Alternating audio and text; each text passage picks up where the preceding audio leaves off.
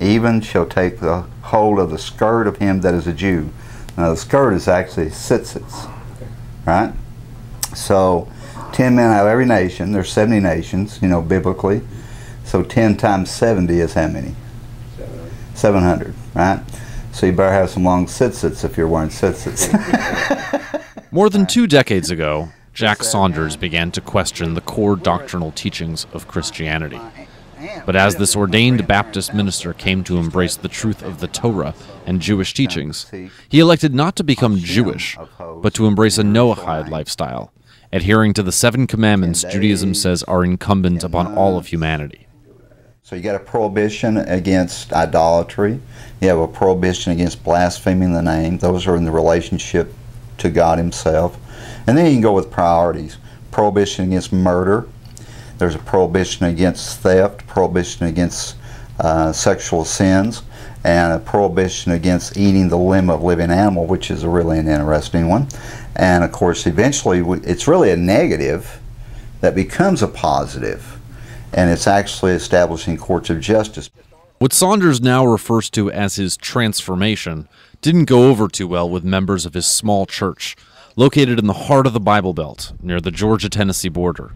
Eventually, about half his followers joined him in his new beliefs, but not before a power struggle that nearly turned violent. There was a huge amount of turmoil in the community. There were fights for the physical church building. As a matter of fact, I had a karate school at the time, and there were some threats made, and they were going to come physically throw us out of the building, so I brought a lot of really scary-looking large black belts down, and they sort of stood on the porch at night while we studied. But that wasn't new to me. My grandfather was the head of the Ku Klux Klan when I was a kid, so I had grown up with that sort of atmosphere.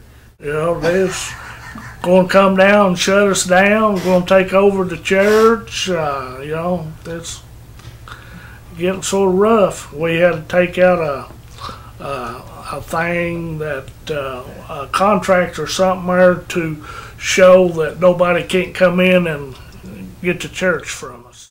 Saunders' followers invariably describe spiritual journeys similar to his, beginning with their questioning of certain central Christian teachings, in particular those concerning the virgin birth.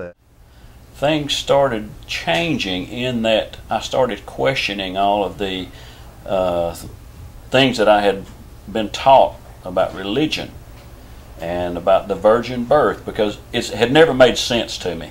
So that's when I started saying, okay, it doesn't make sense. Why would God knock up, you know, somebody else's wife?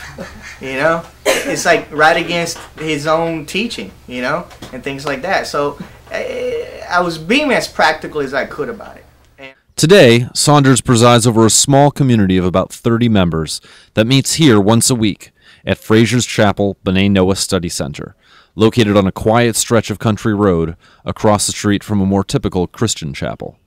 Since the B'nai Noah have no liturgy of their own, the upstairs sanctuary with its crumbling ceiling serves mostly as storage, while community members use a basement meeting room for their weekly Bible study. The chapel is about a 15-minute drive from Saunders' home in Cleveland, Tennessee. The house has a mezuzah affixed to its front door and is filled with Judaica, including an extensive library of Jewish texts. Each Friday, Saunders and his wife Joni and daughter Elisheva welcome the Sabbath in the traditional fashion. We have everything for Shabbat. And every time a Jewish person comes by, they teach us a little bit more. And we read books too, then we learn a little bit more. We're still growing, you know. Did you ever consider becoming Jewish? I'm having a hard enough time being what I am, let alone somebody else. I think being born a B'nai Noach, there was a reason for this for me personally, and there's something for me to fulfill as B'nai Noach, and I'm trying to fulfill that. I may convert in the future, but I think there's things for me to do as a B'nai Noach first. Reporting from Cleveland, Tennessee for JTA, this is Ben Harris.